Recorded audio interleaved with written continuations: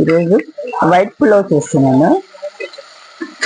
ఉల్లిపాయలు, అల్లం వెల్లుల్లి పేస్ట్ వేసి ఎర్రగా వేగిన తర్వాత మాంసం కూడా వేసానండి. ఒక ఆలు కూడా వేసాను. ఇందులో కారం వేయరు, మిర్చి కారం, ఎర్ర కారం వేయరు, పచ్చిమిరపకాయలు వేసాను. ఆలు కూడా వేయించుకున్నాను. ఇప్పుడు పెరుగు వేయాలండి. పెరుగు లగ్గిలో కొట్టుకొని వైట్ పులావ్ ఇది.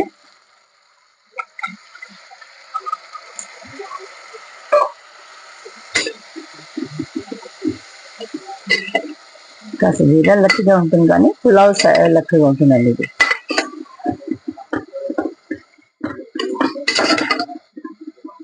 ఇప్పుడు తగినంత ఉప్పు వేసుకోవాలి.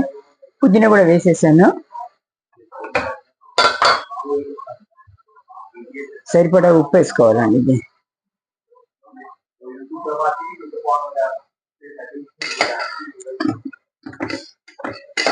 టమాటాలు అంతా ఏం వేయరండి.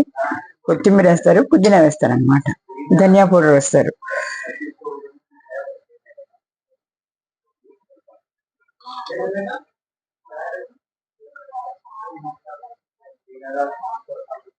ఇప్పుడు ఒక హాఫ్ గ్లాస్ నీళ్ళు వేసి, హాఫ్ కాదండి, ఒక 3 గ్లాసులు నీళ్ళు వేసి దీన్ని మాంసాన్ని మటన్ ఉడకపెట్టాం. ఇప్పుడు 5 విజిల్ వచ్చే వరకు ఉడకపెట్టాలి. అంటే 5 విజిల్లకు మాంసం ఉడికిపోయిందండి.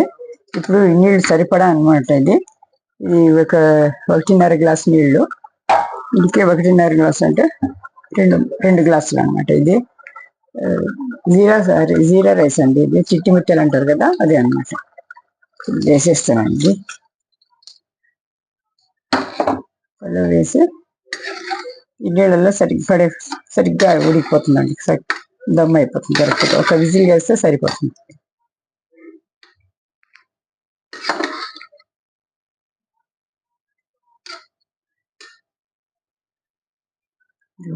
వేయించిన ఉల్లిపాయలు చివరిలో వేసారనమాట. వేసేస్తే సరే అండి. కొంచెం జలుబు చేసింది, వాయిస్ సరిగ్గా లేదు. ఇప్పుడు ఒక విజిల్ ఇచ్చేస్తే సరిపోతుంది. కుక్కర్ మూత పెట్టేసి. ఇదిగోండి, అయిపోయింది. ఇలా వైట్గా ఉంటుందండి పులావ్ ఇది. ఇందులో మాంసం ఇట్లా విడివిడిగా ఉంటుంది అన్నమాట. బియ్యం